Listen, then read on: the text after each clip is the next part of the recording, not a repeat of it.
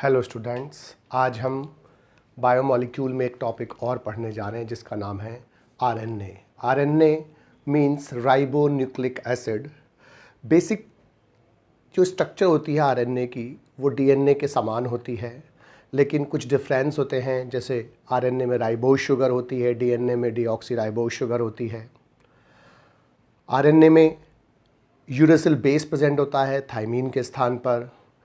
RNA normally single stranded होता है जबकि डीएनए डबल स्ट्रैंडेड होता है। तो राइबोन्यूक्लिक एसिड यानी कि आरएनए बेसिकली सेल में साइटोप्लाज्म में पाया जाता है, न्यूक्लियस में पाया जाता है, क्लोरोप्लास्ट में, माइटोकॉन्ड्रिया और राइबोसोम्स में पाया जाता है। आरएनए नॉर्मली सिंगल स्ट्रैंडेड होता है, लेकिन रियो वायरस और वाउंड ट्यूमर वायरस में ये डबल स्ट्रैंडेड होता है।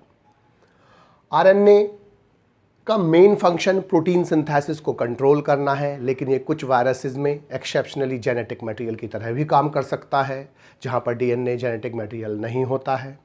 और कुछ आरएनए एंजाइम्स की तरह भी काम करते हैं, और ऐसे एंजाइम जो आरएनए से मिलकर बने होते हैं हम उन्हें राइबोजाइम्स कहते हैं। जो आरएनए है वो दो प्रकार का हो सकता है, जेनेटिक आरएनए या जीनोमिक आरएनए, और दूसरा non genetic RNA. Genomic RNA या जेनेटिक आरएनए का मतलब क्या है? जहां पर डीएनए जेनेटिक मटेरियल नहीं होता। मोस्ट ऑफ द ऑर्गेनिज्म में जेनेटिक मटेरियल डीएनए होता है, लेकिन कुछ वायरसेस में एक्सेप्शनली डीएनए जेनेटिक मटेरियल नहीं होता, वहां पर आरएनए जेनेटिक मटेरियल होता है। रियो वायरस में, टीएमवी में, ओबी बैक्टीरियोफेज में, एचआईवी और एटसेट्रा कई सारे वायरसेस में जेनेटिक मटेरियल आरएनए होता है, ना कि डीएनए।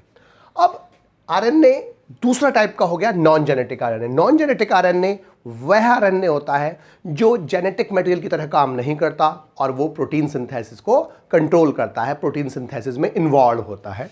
नॉन जेनेटिक आरएनए जो होता है वो तीन प्रकार का होता है: राइबोसोमल आरएनए यानी कि स्मॉल आरएनए, मैसेंजर आरएनए यानी कि एमआरएनए, और ट्रांसफर आरएनए यानी कि टीआरएनए। राइबोसोमल आरएनए जो होता है वो लार्जेस्ट होता है, सबसे बड़ा होता है, और वो सबसे ज़्यादा अमाउंट में भी होता है। टोटल सेल के आरएनए का 80% राइबोसोमल आरएनए होता है। ये 3500 से 5000 न्यूक्लियोटाइड यानी कि 3500 से 5000 न्यूक्लियोटाइड से मिलकर बना होता है। इसको कुंज ने डिस्कवर्ड किया था, और इसका जो फॉर्मेशन होता है वो न्यूक्लियोलस में होता है। इंपॉर्टेंट पॉइंट है ये कि इसका फॉर्मेशन कहाँ होता है? न्यूक्लियोलस में, क्योंकि बाकी डीएनए जो आप एमआरएनए पढ़ेंगे, जो एमआरएनए और टीआरएनए पढ़ेंगे आरएनए, उनका फॉर्मेशन डीएनए के द्वारा होता है न्यूक्लियस के अंदर, लेकिन इसका फॉर्मेशन न्यूक्लियोलस के अंदर होता है, और ये मोस्ट स्टेबल फॉर्म है आरएनए की। यूकैरियोट्स में राइबोसोम 80S टाइप के होते हैं, प्रोकैरियोट्स में राइबोसोम 70S टाइप के होते हैं। और 80S राइबोसोम्स दो सब यूनिट से मिलकर बना होता है, 40S और 60S, स्मॉलर सब यूनिट, लार्जर सब यूनिट। प्रोकैरियोट्स में राइबोसोम 70S दो सब यूनिट से मिलकर बनते हैं, 30S और 50S। 40S में एक ही प्रकार का आरएनए होता है, 18S आरएनए, जबकि 16S में तीन होता है, 5S, 5.8 और 28S आरएनए, यानी कि टोटल मिलाकर इसमें कितने हो गए? 4 प्रकार के आरएनए। एक इसमें, एक, दो, तीन इसमें, तीन और एक 4। जबकि राइबोसोम जो 70S टाइप के होते हैं प्रोकैरियोट्स, उसमें 30S स्मॉलर सब यूनिट है और लार्जर सब यूनिट है 50S की। इसमें एक ही होता है 16S, और इसमें दो होते हैं 5S और 23S, यानी कि टोटल मिला के कितने हो गए? 3 प्रकार के आरएनए होते हैं। इस आरएनए का अब काम क्या है? प्रोटीन सिंथेसिस के समय ये आरएनए अटैचमेंट साइट देता है टीआरएनए को और एमआरएनए को, और अटैच करता है उनको राइबोसोम्स पर, यानी कि राइबोसोम्स पर टीआरएनए और एमआरएनए को अटैच करने में हेल्प करता है, अटैचमेंट साइट देता है। और ये टीआरएनए को तो लार्जर सब यूनिट से अटैच करता है, तो टीआरएनए को किससे? लार्जर से, जबकि एमआरएनए को ये स्मॉलर सब यूनिट से जोड़ता है। तो इसका मतलब कि ये दोनों को जोड़ने का काम करेगा, लेकिन लार्जर सब यूनिट से टीआरएनए जोड़ेगा, स्मॉलर सब यूनिट से एमआरएनए बनेगा, और जो बॉन्ड इनके पीछे बनता है उसे हम बोलते हैं सॉल्ट लिंकेज। इसके बाद मैसेंजर एमआरएनए, ये टोटल का 1 से 5% होता है, यानी कि ये सबसे कम अमाउंट में होता है। ये 10 से 15% है, ये 80%। सबसे कम कौन सा है? Messenger RNA. और ये 300 से 3000 न्यूक्लियोटाइड से मिलकर बना होता है, यानी कि ये इंटरमीडिएट है। और जो बनने का फॉर्मेशन है उसका वो न्यूक्लियर डीएनए से बनता है।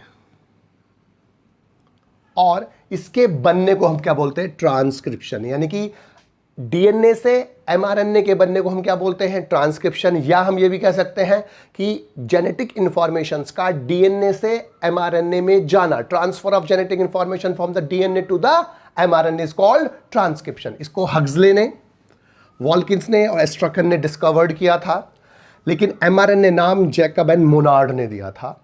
लीस्ट स्टेबल आरएनए होता है और इसमें एक पॉली ए टेल प्रेजेंट होती है। जब हम ट्रांसक्रिप्शन पढ़ते हैं वहाँ पर हमें पॉली ए टेल पढ़नी है। और इसका एवरेज लाइफ स्पॉन 1 से 4 आवर्स होता है, यानी कि बहुत कम समय तक सर्वाइव करता है।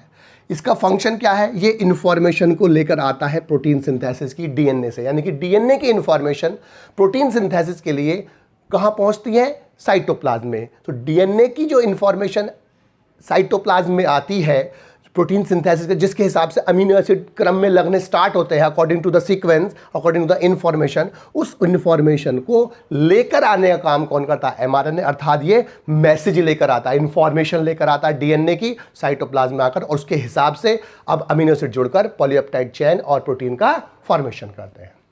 Third one is transfer RNA. ये टोटल का 10 से 15% आरएनए होता है और इसको सोल्यूबल आरएनए बोलते हैं क्योंकि ये साइड सोल्यूबल होता है। सिंथेसाइज होता है न्यूक्लियस में डीएनए के द्वारा। ये भी डीएनए से बनता है, ये भी डीएनए से बनता है न्यूक्लियस के, लेकिन ये किससे बना था? न्यूक्लियोलस से। इसे अडेप्टर आरएनए मॉलिक्यूल बोलते हैं। क्यों? यहां पर ये अमीनो एसिड्स को अडेप्ट करता है, इसको एक्सेप्ट करता है। हॉगलैंड ने, जेमेनकाइक ने और स्टीफेंसन ने इसको डिस्कवर्ड किया था। और प्रोटीन सिंथेसिस के समय ये अमीनो एसिड्स को लेकर जाने का कैरियर की तरह काम करता है। और इसकी जो स्ट्रक्चर है सबसे ज़्यादा कॉम्प्लिकेटेड होती है। होले ने इसका क्लोवर लीफ मॉडल प्रस्तुत किया और इस 2 डायमेंशनल स्ट्रक्चर में ये क्लोवर लीफ दिखाई देता है, लेकिन 3 डायमेंशनल स्ट्रक्चर जो इसने किम ने दी थी उसमें ये एल शेप दिखाई देता। तो 2 डायमेंशनल स्ट्रक्चर में clover leaf life model clover leaf की तरह दिखाई देता है, जबकि 3 डायमेंशनल में ये एल शेप दिखाई देता। अब इसका जो मॉलिक्यूल है टीआरएनए का वो लेकिन सिंगल स्टैंडर्ड होता है, लेकिन वो आपको दिखाई देगा कैसे? Double standard. क्यों? क्योंकि कुछ कॉम्प्लीमेंट्री बेस जो होते हैं, नाइट्रोजन बेस, वो सामने आते हैं, उनके बीच में हाइड्रोजन बॉन्ड बन जाता है। इसकी वजह से ये एक दूसरे से कॉम्प्लीमेंट्री बेस पेयरिंग कर लेते हैं।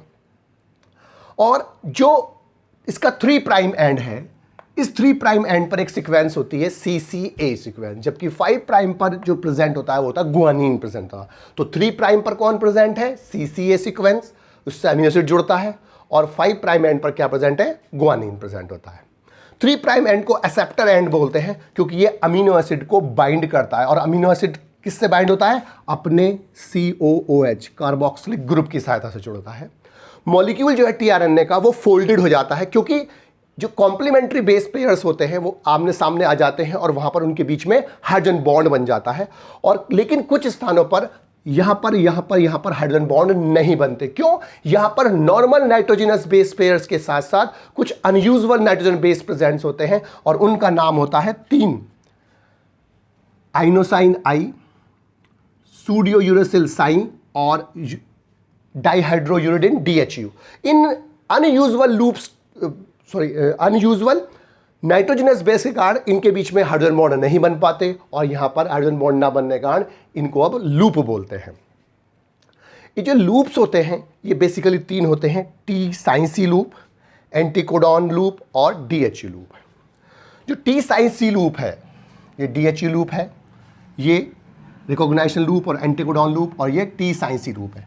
तो टी साइन सी लूप जो है, इस लूप का काम क्या है? ये कनेक्ट करता है टीआरएनए को लार्जर सब यूनिट ऑफ राइबोसोम से। अभी हमने यहां पढ़ा कि लार्जर सब यूनिट से कौन जुड़ता है? टीआरएनए। स्मॉलर से कौन जुड़ता है? एमआरएनए। तो ये लूप इस टीआरएनए को अटैच करता है किससे? राइबोसोम से। तो यानी कि इस साइड से कौन सी साइड है? टी साइन सी लूप। इस टी साइन सी लूप से ये किससे अटैच होगा?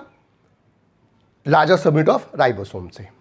एंटीकोडॉन लूप जो टीआरएनए होता है वो डिफरेंट होता है क्योंकि इसके एंड पर लूप्स में एक स्पेसिफिक सीक्वेंस होती है एंटीकोडॉन। यहां पर एक स्पेसिफिक सीक्वेंस होगी 3 नाइट्रोजनस बेसिस की, जिसे हम क्या बोलते हैं? एंटीकोडॉन। जो एमआरएनए जब बनकर आता है तो इस एमआरएनए पर यहां पर सीक्वेंस प्रेजेंट होती है, माना ये सीक्वेंस है, तो इस 3 नाइट्रोजनस बेस पेयर्स की जो सीक्वेंस है इसको बोलते हैं कोडॉन। और ये लूप, इसमें इसके कॉम्प्लीमेंट्री बेसिस होते हैं, इसे हम बोलते हैं एंटी कोडॉन, और इसके हिसाब से इस कोडॉन को ये पहचानता है। तो इसका मेन काम क्या है कि इस एंटी कोडॉन लूप के अंदर जो एंटी कोडॉन्स है उसके हिसाब से वो mRNA पर उपस्थित कोडॉन्स को पहचानता है, और कौन सा अमीनो एसिड कहाँ लगेगा उसकी रिकॉग्नाइजेशन होती है। DHU लूप्स जो होता है वो रिकॉग्नाइज करता है एक विशेष प्रकार का एंजाइम होता है, अमीनो एसाइल सिंथेटेज एंजाइम, और 20 अमीनो एसिड्स के लिए अलग अलग अमीनो एसाइल सिंथेटेज एंजाइम होता है।